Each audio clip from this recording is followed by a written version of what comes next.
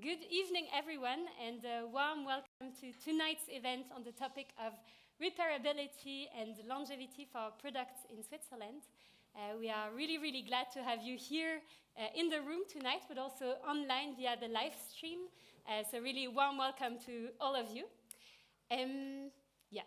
Welcome. My name is Lorraine. I'm from the One Planet Lab and also part of the coalition Long Live Our Products, which we will talk about a bit more tonight, and I'm happy to give you the words. Yeah, I'm Chris from Greenbuzz. There we go, a bit better. Chris from Greenbuzz. Also very happy to be here and see so many faces from across society, across industries and companies. And why are we here? We're here to discuss this very important topic, which affects all of us and affects our planet and affects our city and the country. In Switzerland, we're quite proud of the way we recycle, but we don't often talk about the waste that we produce. So we actually produce 6 million tons of municipal waste per year. To put that in perspective, it's 700 kilos per person.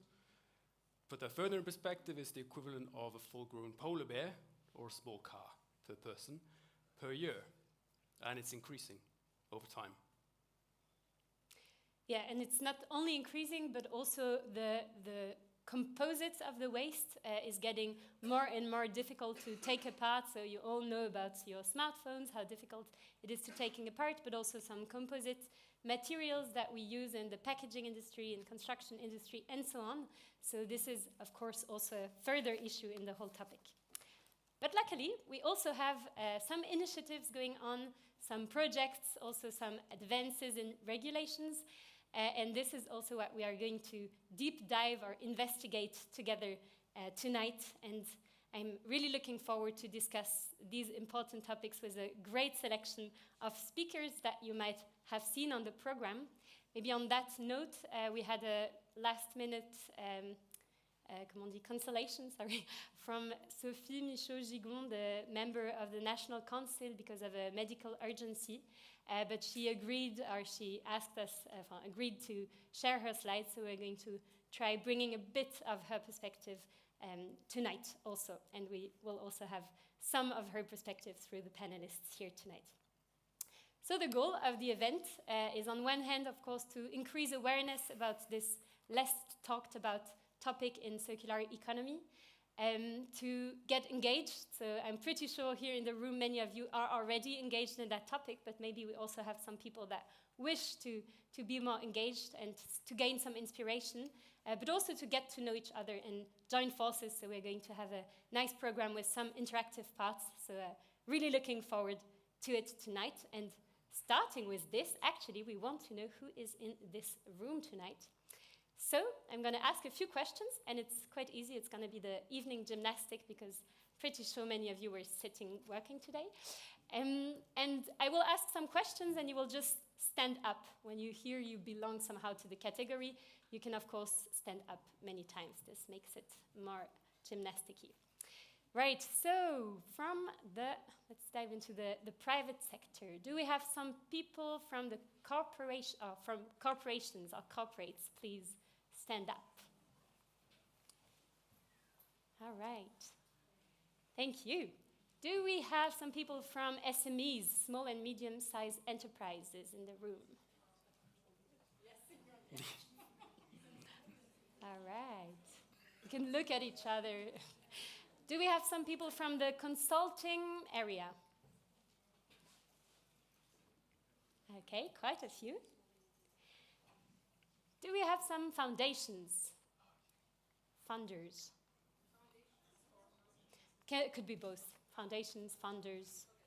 Yeah, great. From the NGO sector, do we have some people working in organization movements? All right, thank you. In the public sector, do we have some people from city, cantonal level, federal level, working on maybe policies, implementing policies? All right, okay. Sophie. Oh. Great. Do we have some people from the medias? Strong there. Do we have some people from the cultural space? Maybe arts, education, awareness raising? Yeah. Do we have some activists? Students? Great. I probably forgot some categories. Do we have consumers? Then everyone can stand up. All right. Thank you very much. And again, a warm welcome from our side. And now we are going to present ourselves very quickly. And for this, let's start with Green Buzz. Over to you. There we go. So if you're not sure what Green Buzz is, Green Buzz has existed for around 15 years already. It's actually the #1 community of business change makers in Zurich, and one of the largest in Switzerland. And we do a range of, oh, it's already moving on. What's going on? We do a range of activities. For example, exactly events like this, around 30 per year, of events of all different sizes, and conferences and summits of all different kinds. We work with individual members, some of which are here tonight. Hello. And we also work with companies. So we also offer workshops to companies. We offer events of all kinds. We co-host the Swiss Climate Reporting Forum in May, again next year.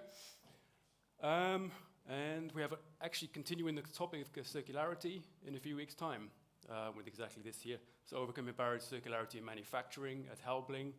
So continuing on this topic. We also have a range of different topics. This is what we do, a diversity of audience and a diversity of topics. So from, as you can see here, from energy to space, geo-observation, from winter sports to climate tech startups. So a whole range of different things on offer. Check out calendars. And we're always looking for event partners for companies or associations to work with, or for example, like today, working together with Tsüri and One Planet Lab. So we're all about collaborations, and we're all about fostering communication and fostering, just moving the needle on the sustainability topic in business. And with that, I'd like to invite Elio briefly on stage from Tsüri. Thanks. So I forgot to make slides. So look at our nice logo here. Who of you has heard from Tsüri.ch? Okay, quite some.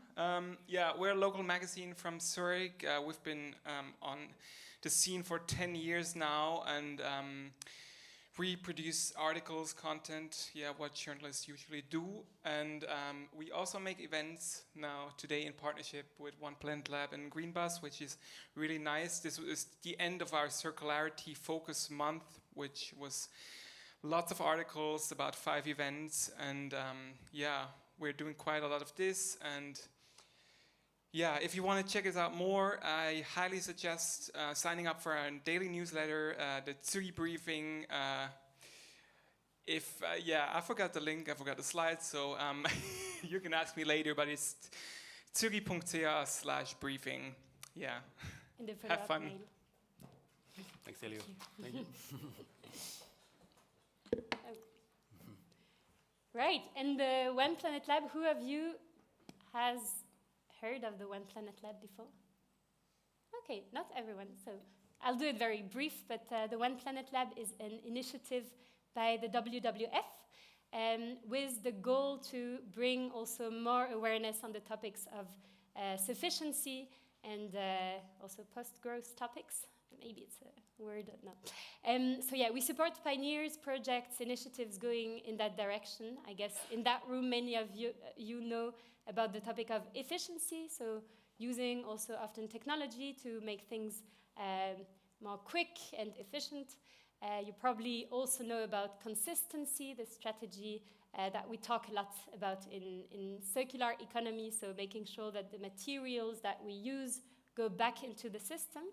But sufficiency is maybe something that less people talk about in general, and this is what we are focusing on. So the goal is to also reduce the amount of materials that we use, but also reduce the amount of things that we consume, that we use in general in society. And there is a bunch of research also on the topic showing that we won't be able to do this big transition without sufficiency. So this is really one of our core topics. And we are also looking or supporting projects, we call them test projects, that aim to diffuse new narratives around that topic, that try to also test new governance models. So really the question of how do we distribute resources, how do we work together to use these resources and also try to change framework conditions. So for example, Longue vie à nos objets, long live our products is one of the initiatives in the framework of One Planet Lab. And we'll have also a few upcoming events. You can also check them out later. And I think that's it from my side. And now I'm really, and you can also keep updated in the future. And now I'm really excited about this So event. let's kick on with the tonight's event. Brief, just so we know where we're going tonight. So we have some fantastic experts on this topic from all over society and all over industries and public office to give you some keynote presentations to set the scene. Then we'll have a brief warm-up to get up after all the information and all the knowledge. And we'll have a panel discussion, one of the highlights, and a Q&A so you can give all your input. And we'll have some short pitches. There's a lot of knowledge in this room in the audience, not just on stage. So I want to hear from you, some short pitches, elevator pitches about what you're doing. And of course the apéro, you've already seen the drinks and you've seen the food, there's plenty of it, and we'll do that after the event. Without further ado, as I say, let's move on to tonight's keynotes. I'd like to invite Joëlle Herran on stage. She has 20 years of global experience in public campaigns for sustainability, and she's currently circular economy expert at Greenpeace and Lang leben unsere Produkte. Thank you, Joëlle. Hello. Hello, and thank you for having me here. So indeed, I'm from Greenpeace, and I'm also from the coalition Long Live Our Products, and I represent the coalition tonight. I will start with a personal story. I was actually shocked this summer because my fridge stopped working.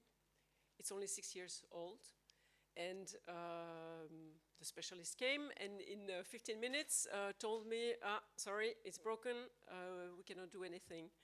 Here's an offer for a new one. And he did a discount, of course, because I was really pissed off that it was, sorry for the expression, I was pissed off that it was broken after 6 years. And then I inquired afterwards at the technical help desk or the info website of the brand, and I asked, come on, can we really not do anything? You can even take it out of my home and do something and bring it back to me in a few weeks, that's fine. And they said actually they had a repair workshop a few years back, or I don't know how long back. In the past, they did have a repair workshop. They don't have anyone anymore. They don't have any anymore. So, complex repairs, they cannot be done anymore. And, I know this is just one case. It is just one data point. But it illustrates the way the world is going right now. But of course, we need statistics, right? So you gave some numbers already. I will talk about e-waste. Maybe you've heard the number that we have about 23 kilos per person per year average of e-waste for Switzerland. And this comes from the UN Global E-Waste Report 2024. And only 2 countries have more than we have, Norway and the UK. So we're in the top 3. This is a bit much. We have to do something about that.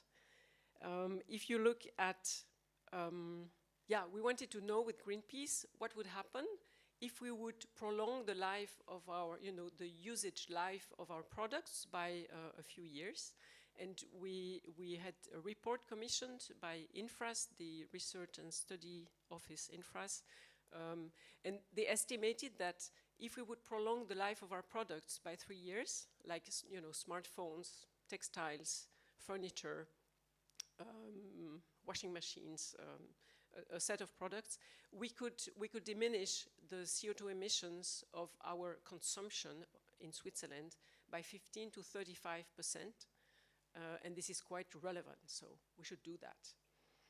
If we look at an individual product like a smartphone, you have the Fraunhofer Institute that has estimated that they did that for 1 or 2 brands or 1 or 2 typical smartphones. That if you would that a reconditioned smartphone would use 80% less resources. So reconditioning a smartphone, that means maybe you replace some key elements, you clean it completely, you retest it completely, you close it again, and it's ready to be reused. That's reconditioning. So by reconditioning smartphone, you use 80% less resources than by producing a new one. And you would avoid CO2 emissions by reconditioning a smartphone up to like 4 or 5 times. You would avoid 4 to 5 times the CO2 emissions compared to producing a new smartphone. We should do that, right? Makes sense. So how do we do that? How do we do that? How do we go out of the throwaway society in which we currently live in? We need, that's the opinion of our coalition and of a lot of people as well, we need stronger policies that are going to kind of show the North Star of where society, where companies, where producers, where retail, where everybody should try to go. And we need those policies that are going to favor products that last longer, that we can dismount, that we can repair easily, and that will last longer, that will have multiple lives. So because of that, we have, together with other organizations like la Fédération Romande des Consommateurs, Sano Durabilitas, WWF, Swiss Cleantech, we have formed this coalition, Long Live Our Products, in order to influence the political process to make sure we have those stronger framework conditions. And yeah, I'm happy that this event is taking place today and looking forward to hearing my colleagues.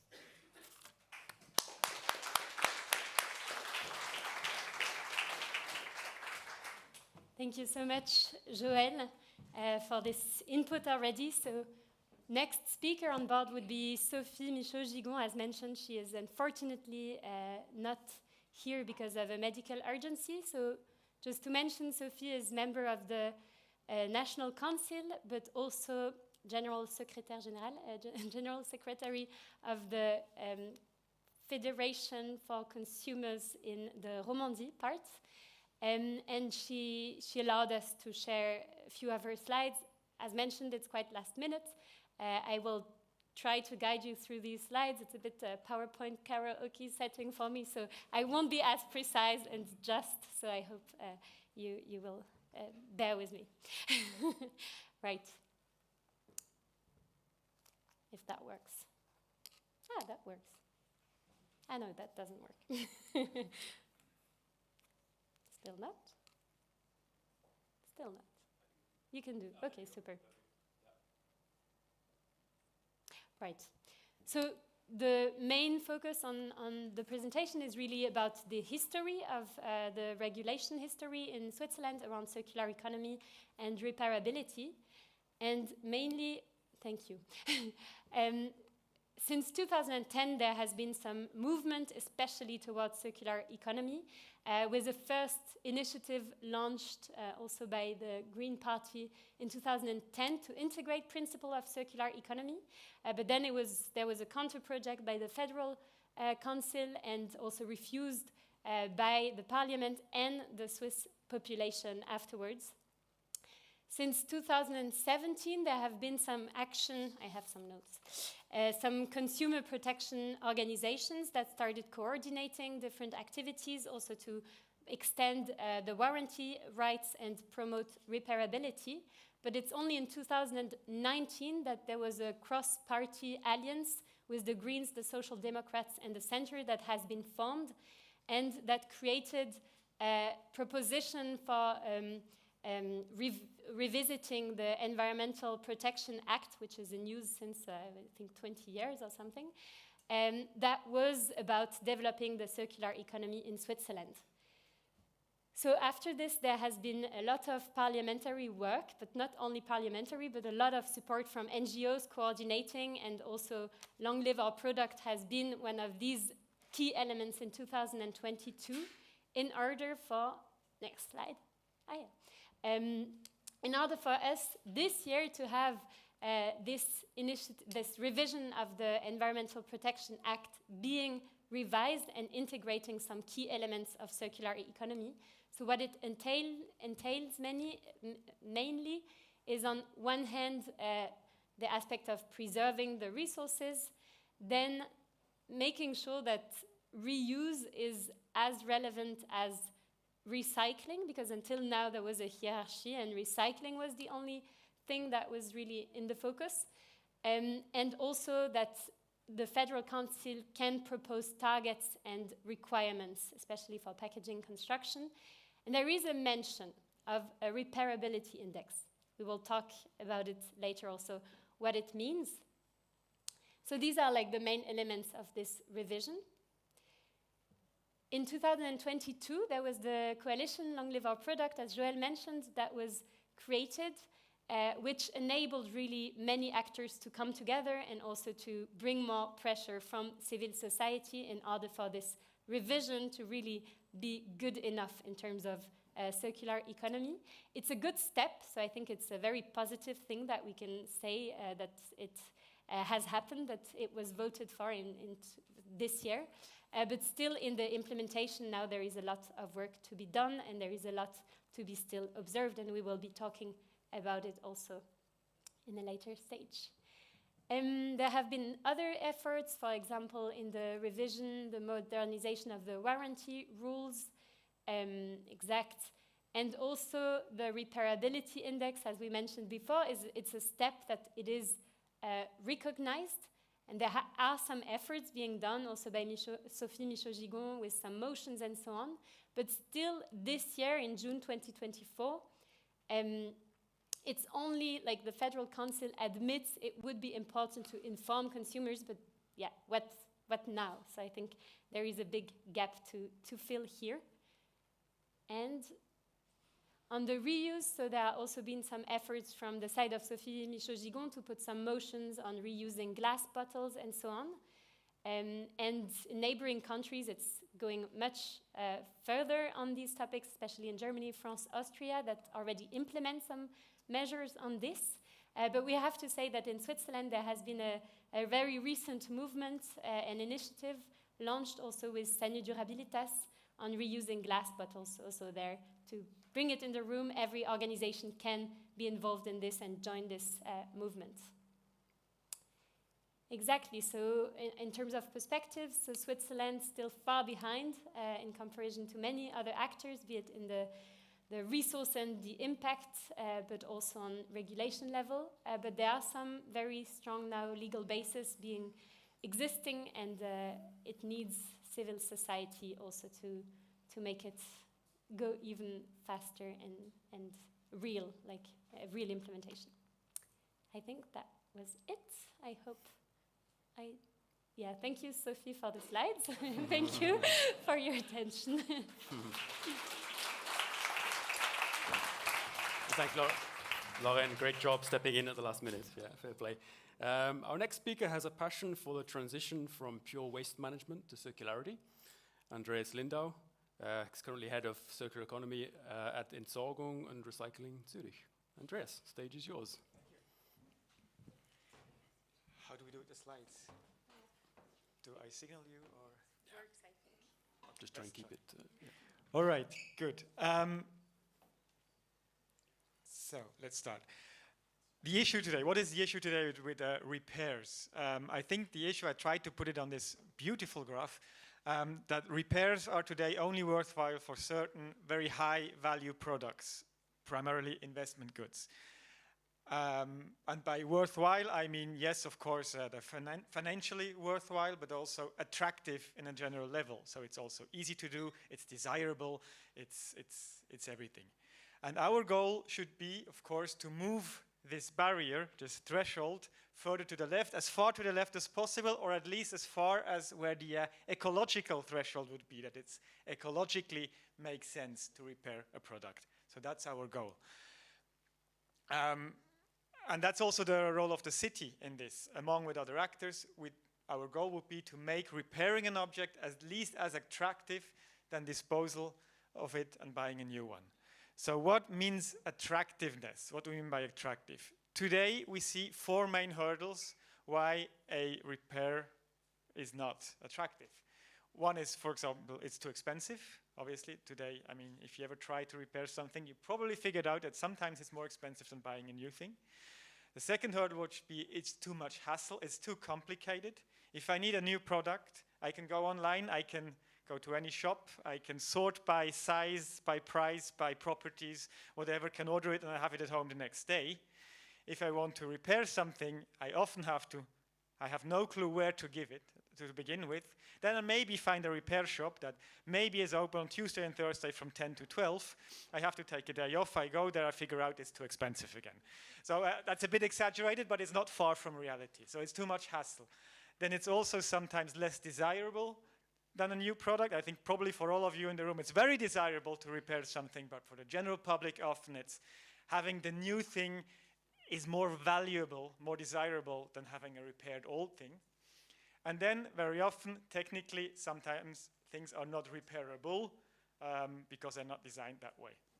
So what can the city do? We can not influence everything, but we can influence at least 3 of these four barriers. So we can try to make repairs less expensive, for example, by introducing a bonus, which would be a subsidy for repairs. We can contribute to make it easier, for example, by matchmaking of supply and demand or other measures. And we can also contribute to making a bit more desirable, for example, with public awareness, with campaigns, etc. Of course, we are not alone in this.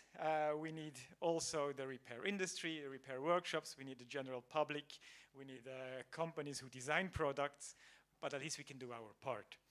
So I want to give you a few examples of what we are doing today at ERZ or in the city of Zurich to foster repair and making repair more attractive. For example, we have a big project coming up. I cannot tell you all the details yet because it's coming up. But we have a project about repair promotion, fostering repair, which consists of 3 things. A bonus, a subsidy for repairs, a platform where you can exactly tell the platform what your issue is and where you live, and it gives you the next best repair opportunity, and a campaign that goes with it. And for this platform, I don't know if some of you noticed, was it last year or 1.5 years ago, we did a dummy test, we did a smoke test called Tsüri.ch to find out how this platform should look like, if it's more photo-based, if it's more map-based, etc. And these learnings from this smoke test will go into that new platform. Then, I don't know if you have heard it, there's a proposition that is now in the municipal council, so in the parliament. We want to make not too far from here at Josefstrasse, for 4 years we want to open a circular economy hub where we offer different things for reuse, for repair, for sharing, for gastronomy, etc. And yes, there will be also a repair module, which will change in these 4 years. There will be different operators, different offers, and we want to find out, first of all, show the public what circular economy looks like, and then also try what works and maybe what works a bit less. Then we have a new recycling center, or the future recycling Hof, coming up in 2027 in Altstetten, which is a great example, not only because the building is made out of reused elements, but also that in the process there's not only disposal and recycling, there will be reuse and also a repair offer. And that's something we generally try to do, integrate repair offers in the disposal offers that we operate already today. So also the mobile recycling center that stops in many neighborhoods around once a month. Right now there's no repair taking place there, but in future we also want to add a repair module, and we're working on this. That proposal is also in the council right now. And we have also just recently, we didn't talk about it yet a lot, but it's online. We have a consulting offer for small and medium-sized companies where you can have a quick potential check you can fill out that shows you a bit where your potential lie within your company. We have basic workshops. We have a toolbox of good examples, what companies can do. So that's an offer for companies. And then last but not least, there's a campaign going on right now for circular economy in the city. And one part of it is also about repairing. And if you can go to the website, there's also a AI-powered chatbot that we're trying, if that can work and give helpful hints. Good. That's it from my side.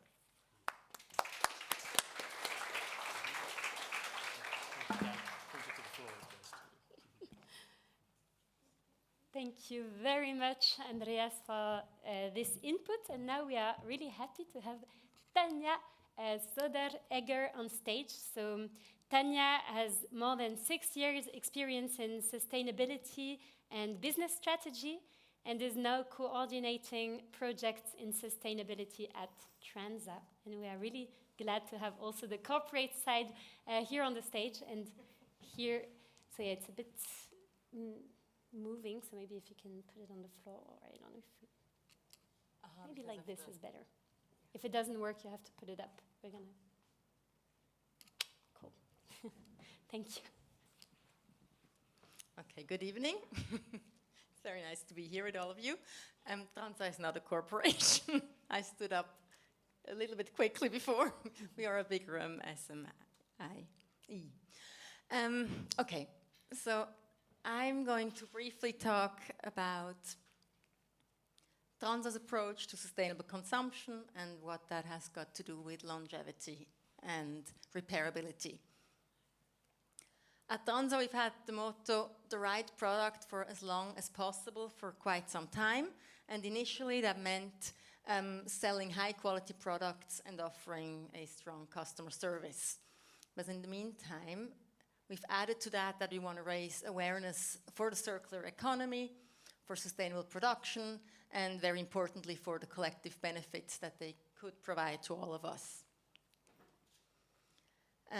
That means that it is important to us that our customer service enables specifically sustainable consumption, and also that we offer easy access to circular services.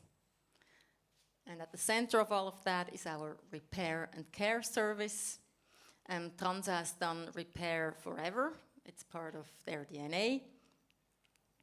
And it has now also become a very good entry point into our dialogue about circularity with our customers, because it's a service that is very tangible. People get it, they like it, they appreciate that we make them make their products last longer, and very importantly to us, it's also the service with the strongest record, at least in our case, when it comes to actual sustainable impact, because we don't deal, for example, with rebound effects. That means that in 2023, we did about 21,700 repairs. Half of them we did ourselves in our repair workshops, and the other half was done with external partners, and the service has been growing over the past few years. Offering those repairs works very well for Transa for several reasons. We sell repairable products of high quality. We sell at an elevated price point, which comes in handy when you do repairs, because people are more willing to pay for repairs if the initial product was expensive.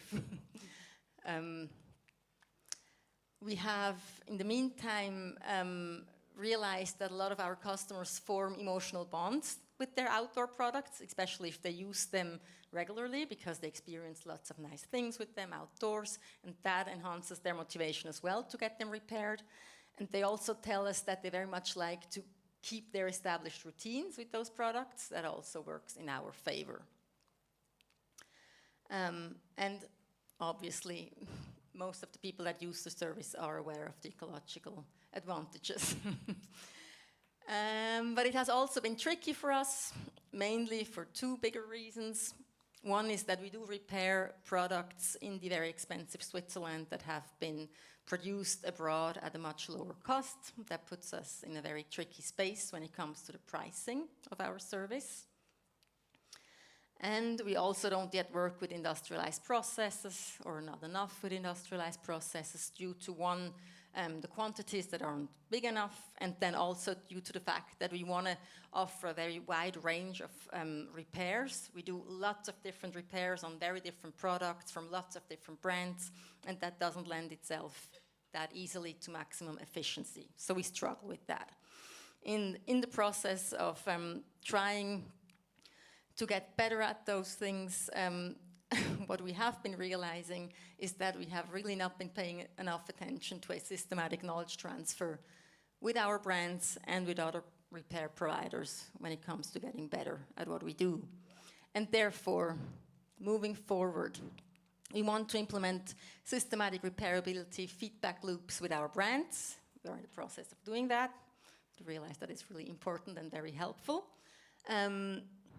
We want to work more closely with other repair providers to learn from each other. We've started doing that as well. Very interesting and also helpful. Those two things should help us improve the economic viability of our repair and care service and help us make it stronger inside of our company. And last but not least, as I've mentioned before, we really want to step up our communication on sustainable and circular production and consumption to make sure that our customers understand what it is all about and why it is important, and to hopefully make them want them use those services even more than they already do. I'll leave it at that for now. Thank you.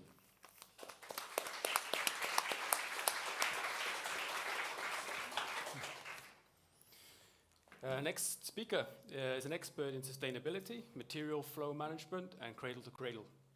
Tom Koch is currently co-head of circular economy at Rytec. Tom.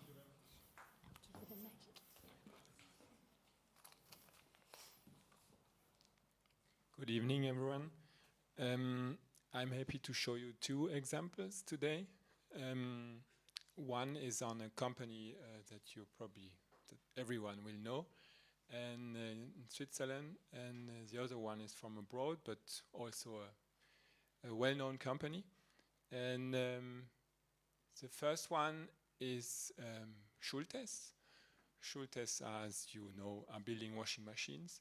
And a colleague of mine had the pleasure to work with Schultes on trying to find out what are the learnings of the repairability index, the French repairability index, on one of their products. And this washing machine was the Spirit 540, and so we did all the steps it takes to check the criteria behind the index.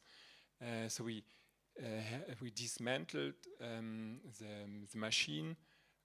This was done step by step by workers from Schultes.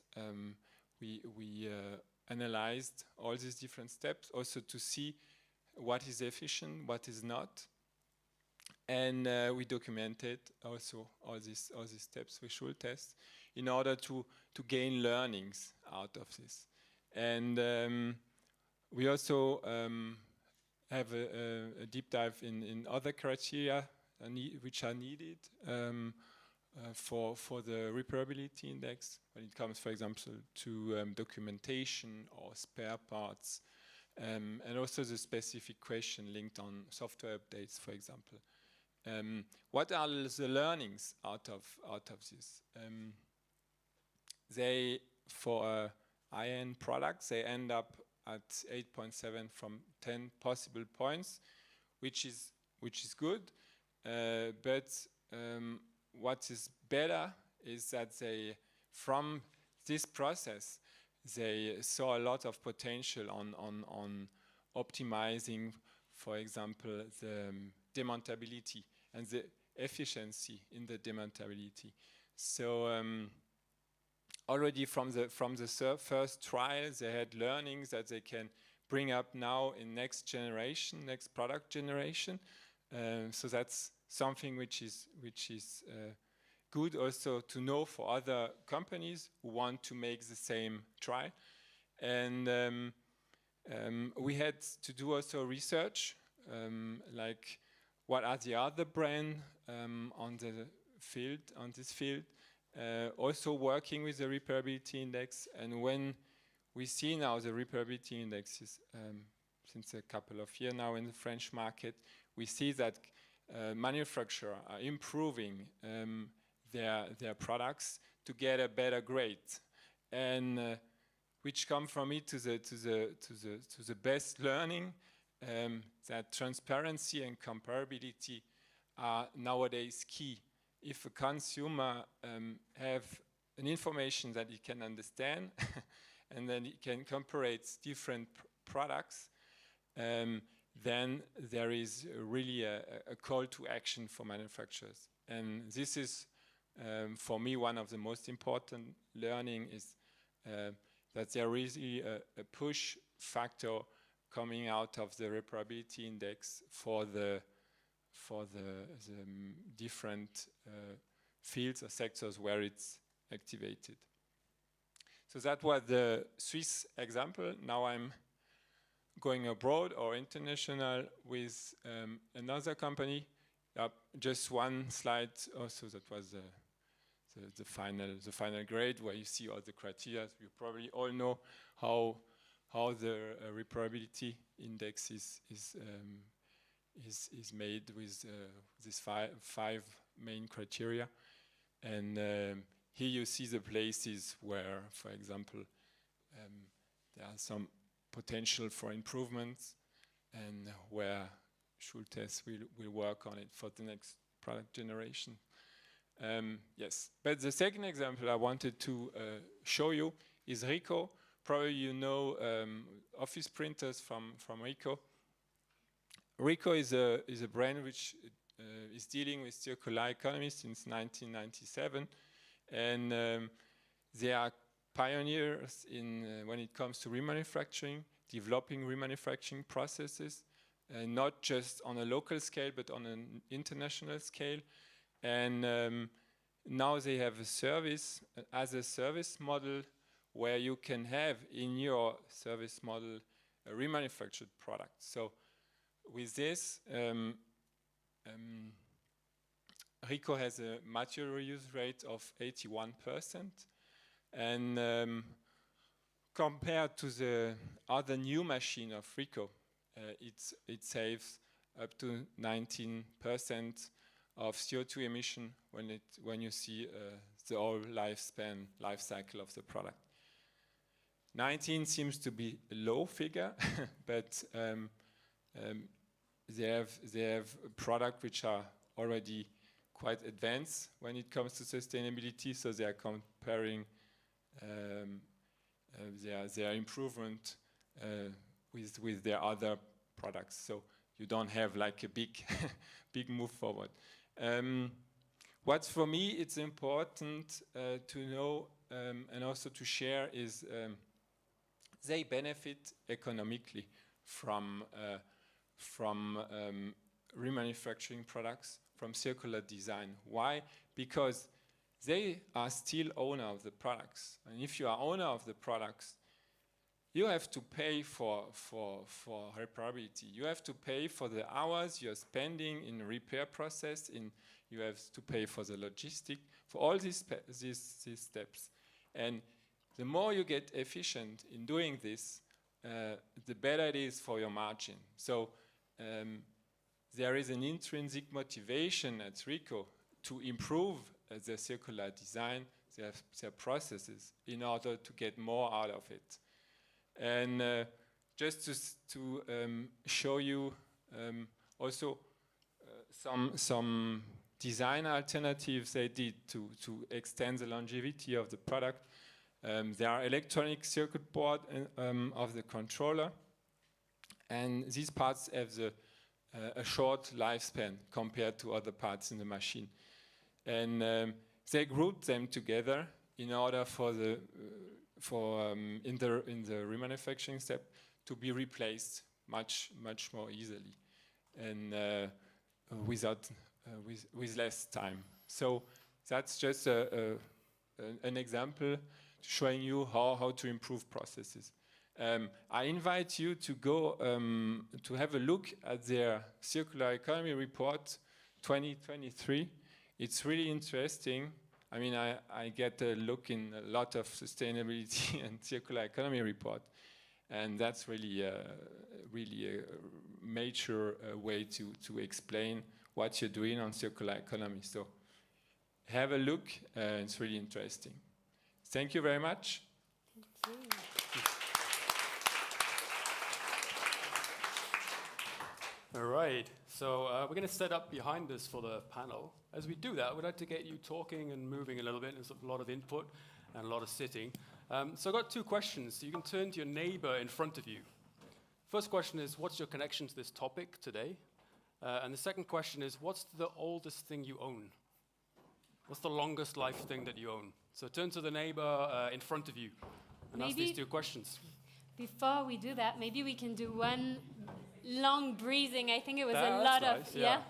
Maybe before we do that, as it was a lot of content to take or to let sink, we can do maybe just one, like take the biggest breath you haven't taken. So you close your eyes and the biggest breath you haven't taken for a week. So take another one.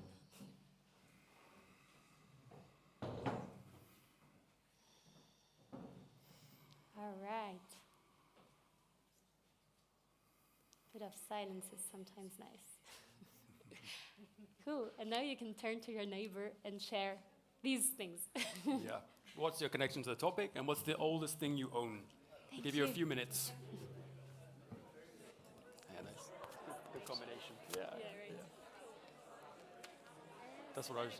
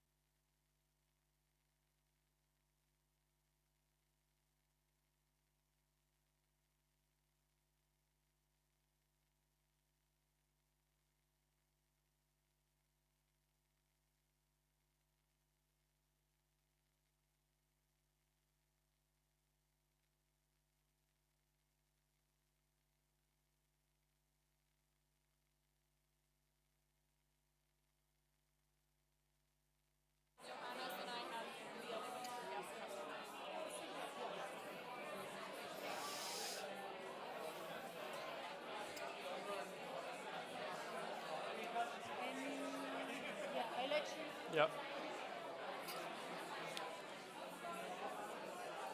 Okay. Okay. Oh. Very clearly the direction. And we cannot just continue to use 3 Earths instead of one as a Swiss society.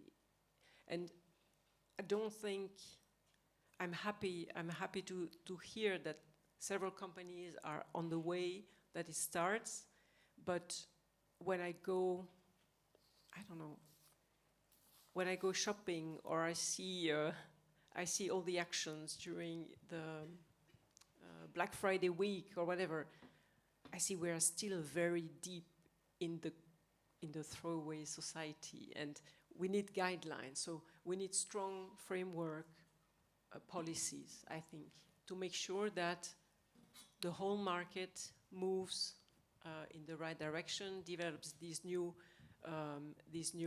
business models where they remain owner of the products for some of the products, so that they have this incentive to make them last for ages and repairable, and make sure that companies are not so much dependent on selling new products, and get money also from these alternative business models. Mm-hmm. And we need this transition to happen.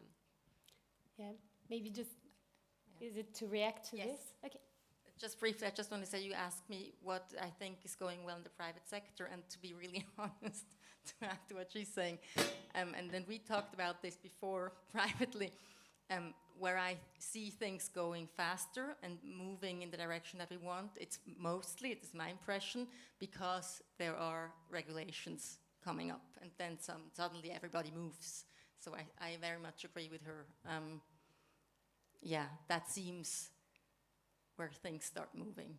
Thank you. I think that was a perfect transition, because this was also going to be my next question. So we heard we need more regulations, more of these mechanisms, as the repair index, as we heard, and so on. So how do we get there? And maybe you can also tell us about the role, Joël, of the coalition, if you see it as part of this answer of the question. But how do we get there, that in Switzerland this revised environmental protection law, or even new things, are really implemented quicker? I do see that civil society has to organize and mobilize, and that's one of the roles of this coalition, Long Live Our Products, so that the Environmental Protection Act is implemented in an ambitious way, because there is the Federal Council has some maneuver, a range to maneuver here. So that's one thing that has to happen. The regulation is moving in Europe. Some good things are coming up. A new energy label for smartphones and tablets that is going to integrate a repairability index in it. It is not exactly the same index as in the French index, because it will not include the price of spare parts, and that's a pity, because it's one of the hurdles, and the price of repairs. But so when such things are moving at the European level, we better take that on board as soon as possible. That's also one of the things to do. Thank you. And how do you see the role of the private sector also helping that these regulations? Do you see any role also in this transition to make sure that some implementation of these rules take place, or that there are more ambitious framework conditions? Well, where I see that the private sector has to do its part, obviously, is that they do their share when it comes to, and when we talk about repairability, emphasizing selling, for example, if it's retailers, products that are durable, that are repairable, and again, raising awareness for the topic. Mm-hmm. They just have to be good partners and do their part. And I think it's not that complicated in the end. I mean, what is the complicated part is how do you make it work if you haven't done it that way before, and you have to stay economically healthy in the meantime. That is complicated, not the idea behind it, I think. And that is difficult, because you have to stay afloat while trying to develop new business models and shifting where your income comes from. Mm-hmm. And that is tricky. And there, I think, again, obviously it's helpful if there's also subsidies to help companies do that transition, potentially. Mm-hmm. I just wanted to add something to that. I fully agree. And there are great examples of companies moving forward, but we also have to face that the vast majority of global companies are not so much moving forward. So if we talk about subsidies, if we talk about incentives, and even if you talk about awareness campaigns, we are fighting a very steep uphill battle against billions that are still pumped into the linear economy model of pushing new products on the market and not caring about what happens with there. So I very much appreciate the way, but it's still a very long way to go. Any suggestion on how we could do with these big corporations that don't go in that direction, where we are trying to compete against, any role you see in your organizations or call to actions? I mean, probably not a solution, but something that surprised me. I was always checking what Apple is doing on sustainability since years or since I was studying, and they were fighting for a lot of years against repairability and against all these laws. And now they try to championing repairability, they develop robots and everything. Probably not also just a certain percentage, but for me, I'm just seeing the way the communication changed on this topic, on fighting all the time against it, and now, okay, there is right to repair, we have to somehow to change, and now trying to get something out of it, or trying to find their place in this situation. So I think based on this example, the different governments, different organizations had made something quite good in order for a big company like Apple to move more. Probably is not a big leap forward, but it's already a step not being always against it. I have the impression that now that the Environmental Protection Act is voted and is going to be implemented in several steps, I think the role of cities is quite important to show that kind of, bottom up. There is a movement that they want things to move. So I hope that, maybe you're aware what are the other cities that are also moving voluntarily in the direction of product longevity and repairability. That's exactly the next question. So first, how do you see the role of a city? Like, what can you do on a city level? And also, what other cities are moving in the direction of? Examples.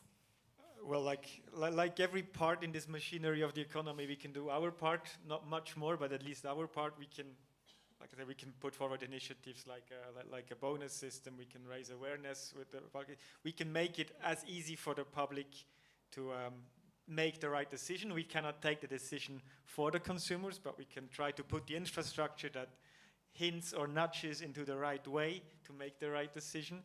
We can give good economic conditions for companies that are favorable, like say repair workshops, etc.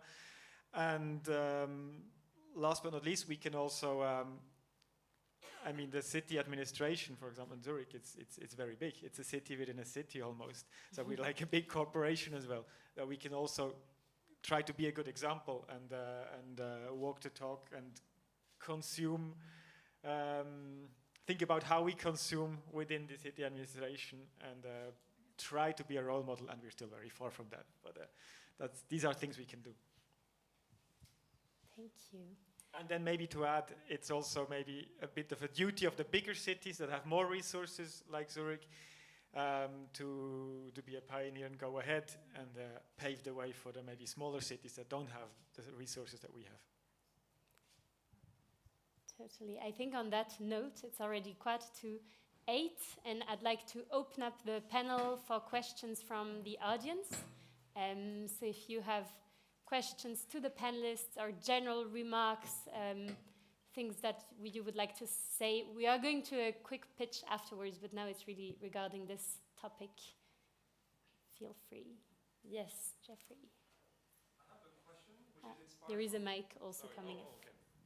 I have a question which is inspired from a post, not from me, but from Timothée Paric, who posted last week. So Timothée Paric is a guy who writes a lot about the post-growth economy, let's say. And he suggested last week he was asked, how do we start sufficiency circular economy? And his answer was, it's very easy. You start with banning plastic bottles, period. And I've seen this done in some corporations, like the one I work in, has banned plastic bottles like 5 years ago. There's now no plastic bottle on site anymore. It's all, you have dispensers of water and whatever, and you have glass bottles. I wanted to ask how some long-reaching, maybe far-reaching thing like this could work if a city could enforce it, and whether, this is of course, plastic bottle is a consumer good that we all use. Maybe in the industry you're working, it's different, so Transat, I'm not sure would make much difference. But I'm trying to think of some example like this one. Is it feasible? Does it make sense? Is it even applicable? Or it's just out of the question, it has to be done on the national level or federal level? So, for example, would banning plastic bottles in 2025 be a way to make a first step towards, okay, let's start moving back towards reusable glass bottles and so on? So that's my question to all of you. Does someone want to take the question? I can react to that. So the existing law allows the Federal Council to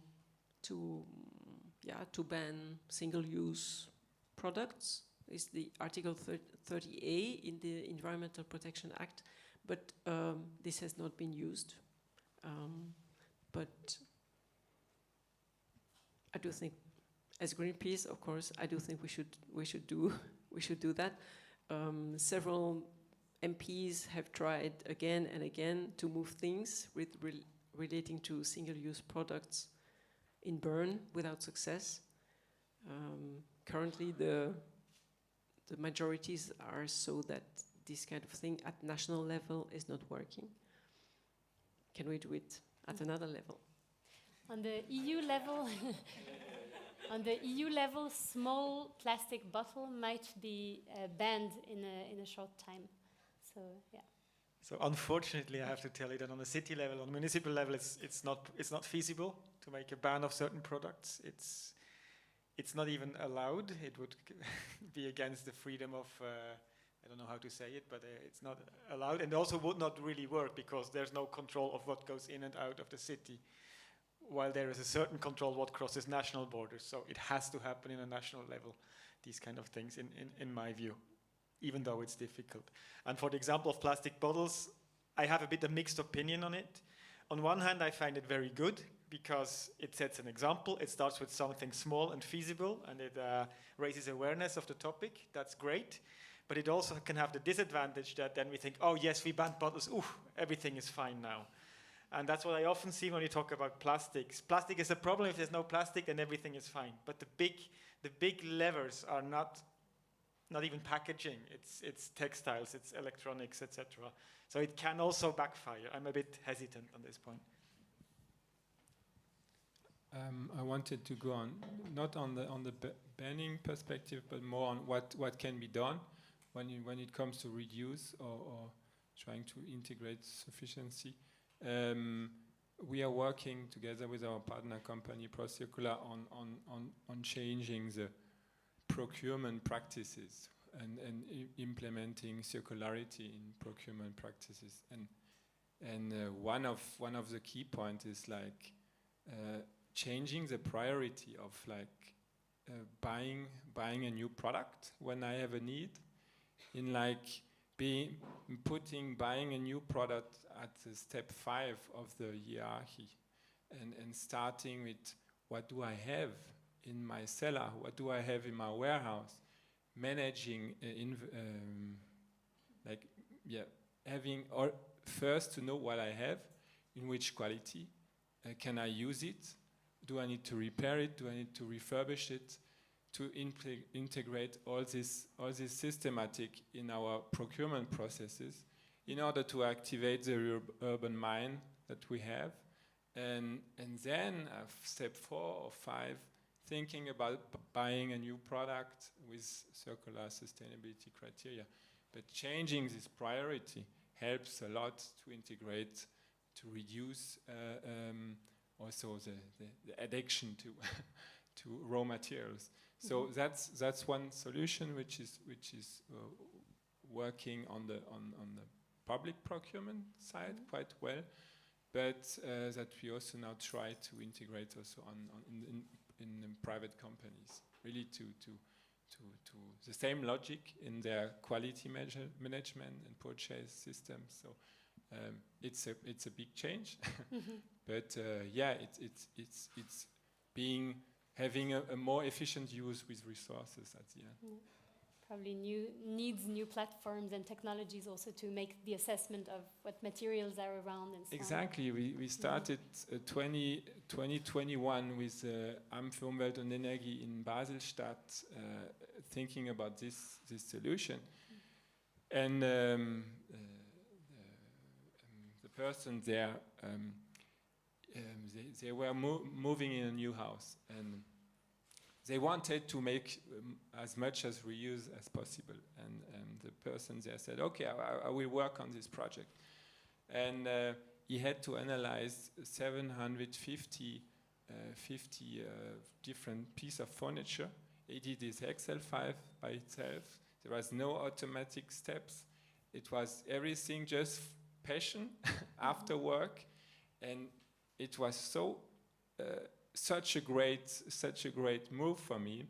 In the project we also had the furniture company, and it was for all the stakeholders involved in the project really a great learning journey, because the furniture supplier also saw, okay, there is an offering here that I can bring to other potential clients in analyzing what do you have in your warehouse, in which type of quality, and helping clients to deal with these resources and to make something out of it. Yeah. I think next event from Green Buzz will be on urban mining. Do we have other questions from the audience? Oh, many. Yes. Yes, I have a question, because when I listen to you, and of course I know that the public perspective is very important, but I have been working in several circular economy projects in companies, and some of them have been abandoned. So it was because it was more expensive to go to this circular economy project than stay on the linear side. So I ask myself, and I ask you, what do you think? Brief, so we can take some other questions also. I mean, I did an analysis for Luxembourg on taxes, and at the end it was for me not quite motivating. So taxes is for me not always the best tool. What I see where there is a lot of potential is building up a market, building up demand, and that's something for me which is much more powerful if you bring customer and manufacturer together and let them have a dialogue together around this topic and see how they can transitate together. And that's what we see in the furniture industry and in other industry. It's very a process which transform and which I think is probably better than taxation. Thank you. Can we maybe have? I think you wanted to say. Yeah, I just want to say something like for the problematic of packaging and how we move from single-use packaging to reuse packaging. One of the ways to do that is to use in a better way the existing tax. Like there is a preliminary. I don't know how to say it in English. The preliminary tax for recycling that is taken for each time, that is paid each time we buy a PET bottle, for example. If some of that money, instead of going purely into the collection and recycling system, if some of that money would go to building reuse systems, then you also start to change the system. Thank you. And there are many discussions also on internalizing the costs of resources into the price, and I think it makes a lot of sense to see to look at it also, CO2 prices and so on. And I have a very simple idea. Not for 2040, but for 2090, tax material instead of labor. That could solve the problem. But I think knowing the speed of politics in Switzerland, Yeah, 2090 at least. Today, like resources are not yet like costly. Like, okay, you wanted to react? No. Do we have other questions?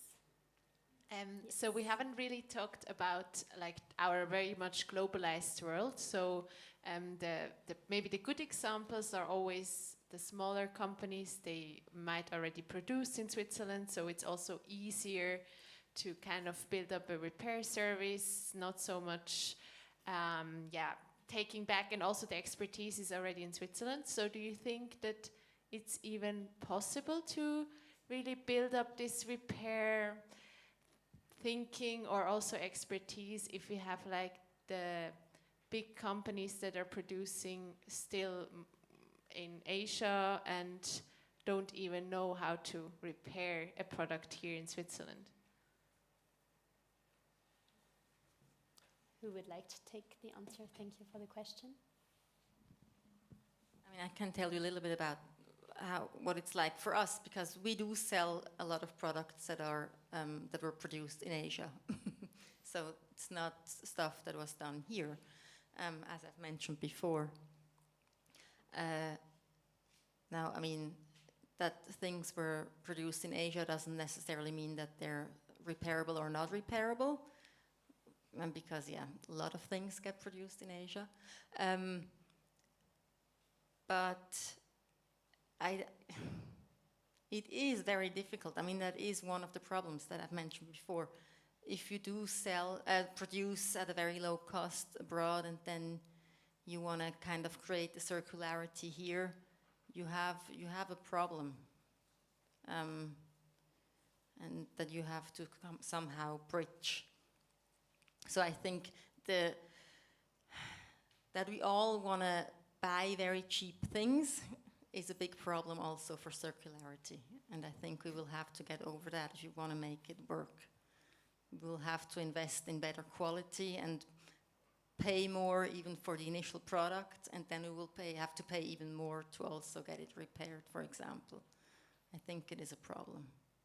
It doesn't answer your question directly, but I think. Yeah, it's also more open question. Yeah. But I think it is a problem, yes, what you mentioned. Probably to add on this, what we see, and then like Rico is also an example for, they are working or building up worldwide this kind of remanufacturing systems. But what we see is it's easier to do it. It's easier also to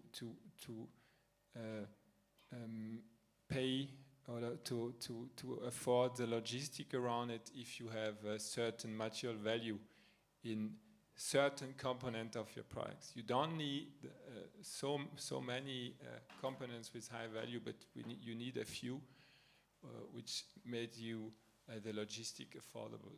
If you don't have that, then it's quite difficult to make this. But there are different examples.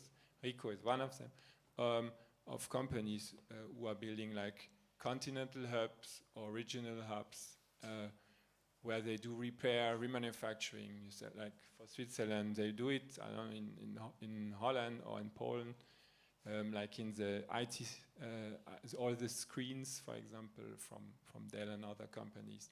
They have their facilities, their refurbishment facilities, repair facilities in continental hubs. And from these hubs, they send the products again to different countries. So, but it all starts with material compound value. Can I build something around it? If you don't have this, then it's tricky to build this. Thank you. And you wanted to react? Yeah, I just wanted to react just on the price thing. Maybe, and I know I'm brainstorming here, but maybe like for food, in addition to the price, you can see the price per 100 grams. Maybe we should also show the price of products per year of use, or I don't know what should be the unit, but the price per use or the price per year of use, and then we could compare a bit better between products. Thank you. Yes, oh, I'm just checking the time. I think maybe we can take 2 more questions. 2 or 3 more questions. Yes, so in the back. No, we have Moritz first. Hi, thank you. I have a question regarding how to ensure that the repairs will also happen locally, because we're in a globalized world. If there'll be more repairs, maybe it makes economic sense because it's cheaper to just collect some stuff, fly it over to Asia, fly it back. You have checked the circularity box, but not the emissions box. And there are a lot of weird cases. I think Swiss glass is currently recycled in Austria or somewhere at a plant where there's not even a train station leading there. So is there something in the legislation that ensures that things will also be repaired in Zurich and not somewhere else? Maybe I can react to that. In the Environmental Protection Act and its revision from the adopted this year, the only thing that has to happen in Switzerland is the waste to energy conversion. So for that, it is specified in the law. It has to happen in Switzerland. But the rest, recycling, reuse, reconditioning, repair, no, there's no requirement there. Thank you. I just wanted to add with regards to doing it in Switzerland. We want to do it, our repairs here, of course it's nice that they don't have to be transported somewhere else for ecological reasons, but as long as it's not a plane, it's not even that relevant, because, yes, exactly, because it's a tiny, if you don't put it in a plane, if it's on a train or in a truck or on a ship, it doesn't really matter at all compared to the product, the footprint of the product. So we do it in Switzerland because we think it's really important, again, for the awareness raising, because we want the visibility of the trade. We want people to, again, start to appreciate and understand what repair is all about and what it looks like. And so that's why we do it here. I don't think that everything needs to be done in the country itself. And also we do it here because it's faster for the customers, because we don't have to send it far away and then it has to be sent back.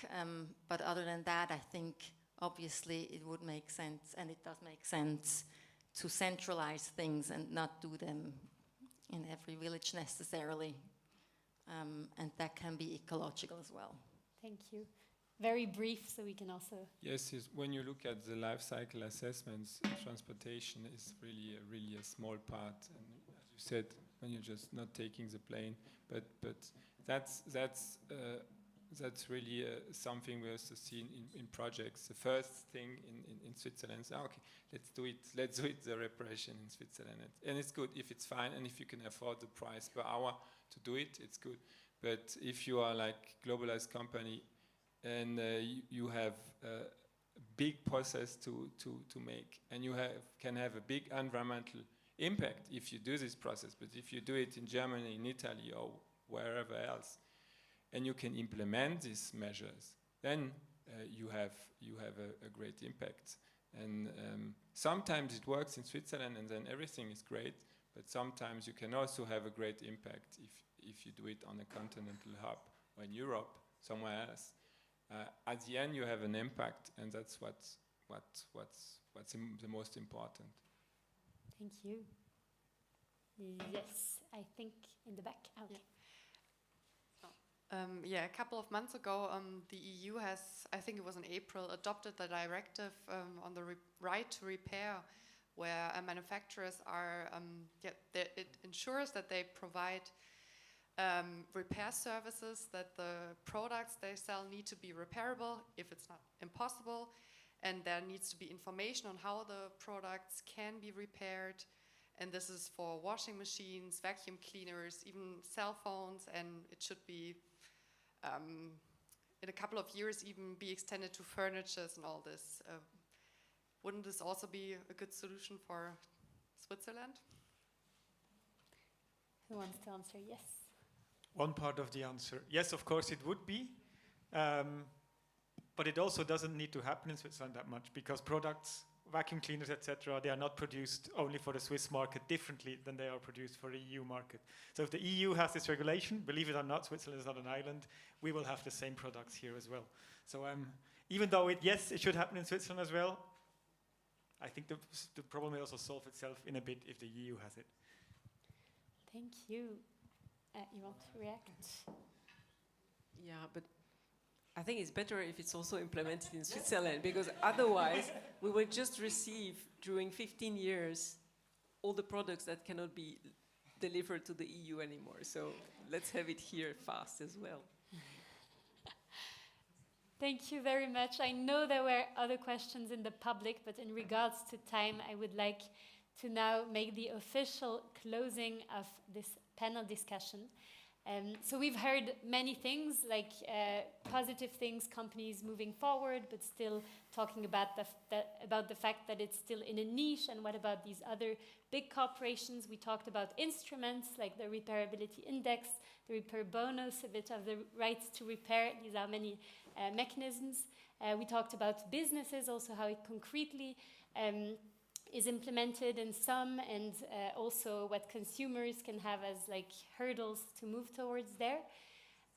So I think, yeah, there is some movement, but still, like, the demand for materials is still growing, the consuming aspect is still growing, so I'm looking forward to continue also the discussion in the apéro in order to make sure that we find some tricks, measure campaign, that also this room makes sure that we bring and spread these knowledge and messages to the outside. But now to close, I would like to ask one question to all of you, very brief.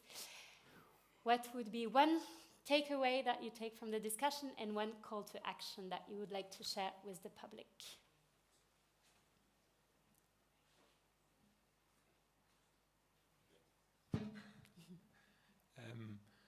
I think for me, what I saw in the last 3 years, what was improving or making the fastest change was building up a market. We saw it in the furniture industry. If you push the demand direction, sustainability, circular procurement, you will have a first offering going out, and the manufacturer will probably see it and say, okay, it's one offering. But if they lose the first one, if they lose the second one, they don't want to lose the third, the fourth, the fifth one. And that's where the change started. And that's what we are seeing in the furniture industry. I think we have to really bring the demand and offer together in the dialogue formats. And that's a powerful tool. We don't need legislations for it.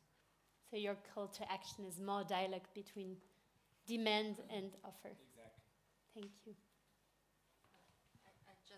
I would add to that, cannot legislation also create markets? I would say yes, and I think so therefore I would add to that I think legislation is very important in moving forward, and will make us move forward much faster and more efficiently, in combination, of course, of private initiatives. Yeah. So we have a company asking for more regulations. Thank you. We have to note that somewhere. Yeah, I also think definitely we need ambitious regulations to help the whole market move in the right direction. And call to action, you've heard about the coalition Long Live Our Products. We welcome association. It can be professional associations or trade associations. We don't accept individual companies, but so associations, civil society, environmental protection, but also from the economy. Why not? We have Swiss Clean Tech, we have Impact Hub as part of the coalition. So if you feel you can play a role there, help us raise our voice a bit louder. Come to me or contact us, Lorraine or I or me. I don't know. Yeah, That's fine. that's my call to action. Thank you. Thank you. Then I'll try to wrap it up and bring it all together. My learning is definitely that moving forward, we need all the elements and all the players. We need industry, we need companies, we need legislation, we need civil society, we need consumers. And the cities. And the cities, of course. That's basically a conglomeration of consumers. And my call to action would thus be, do whatever is in your sphere of influence, do that, and let the others do theirs. That's one call to action. The other call to action would be, let's try to burst also this bubble that we're sitting in here and get out, otherwise we cannot scale up. Thank you very much.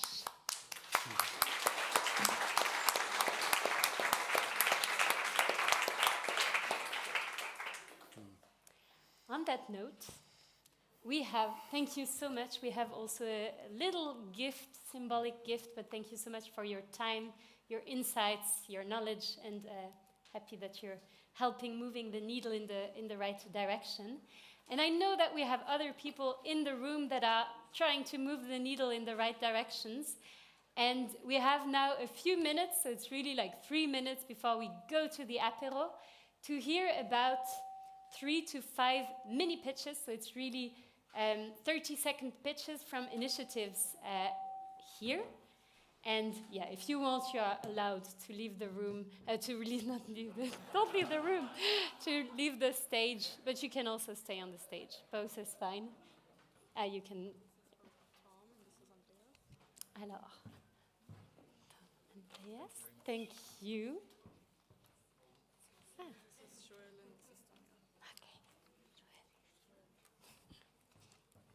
We have like a name on each thing. Do you want to get it? No. Okay, thank you. Thank you so much. So yeah, big thank you again. And the quick pitch, prepare themselves. We are going to call them on the stage right now. Merci beaucoup. I think we have time for 1 or 2 quick pitches, yeah.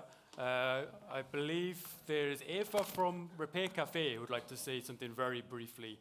So imagine this is an elevator pitch with a very short building. So, 30 seconds maybe.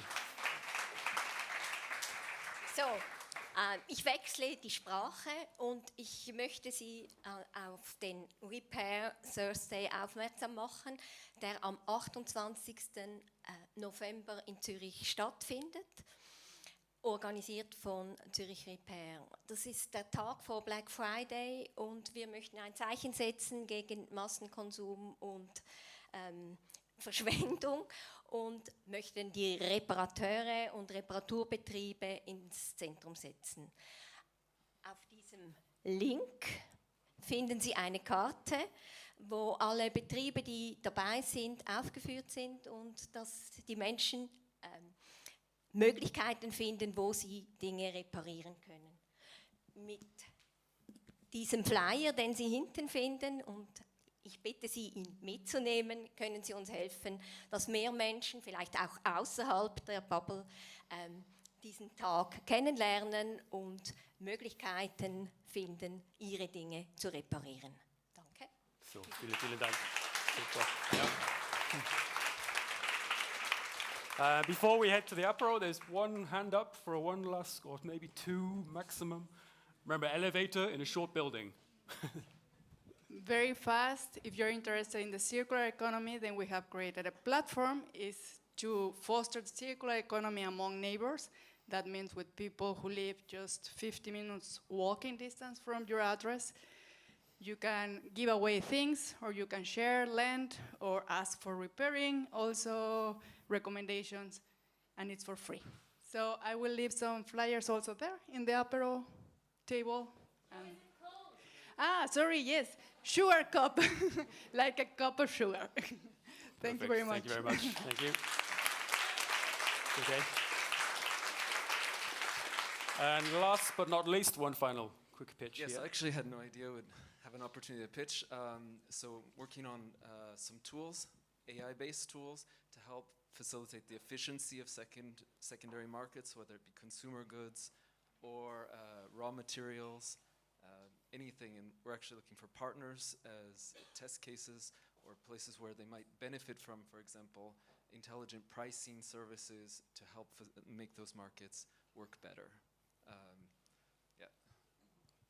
doesn't have a name yet, so come and find me if that might sound interesting. Perfect. Thank you. Fantastic. Yeah. So thank you for everything, for your patience. I mean, everyone's looking at the wine and the food. So now the time has come. Thank you for your dynamic participation, to our wonderful experts, and to Tsüri and One Planet Lab. As on behalf of Green Buzz, thank you very much, and we'll see you hopefully in a couple of weeks. We're going to deep dive into circularity in manufacturing, and at hopefully a few more events before the end of the year. And I'd like to give another thanks, sorry. So again, thank you to the speakers. Thank you to all the people around helping with the event tonight, from Tsüri with the photographs, the live streamings, for the catering, for the room. Thank you to Green Buzz, One Planet Lab, of course. Thank you to Tom, that is sitting over there and that is doing some graphic recording of this event tonight. So we're really looking forward. We're going to have a first draft during the apéro, which is going to be improved afterwards, I heard. Thank you to you, dear audience, that took your Thursday, no, we're not yet Thursday, Wednesday evening to spend this time with us, and we're looking forward to continue the discussion at the apéro, and you can see also some QR codes to keep following the news. Thank you very much. Thank you. Have a good evening.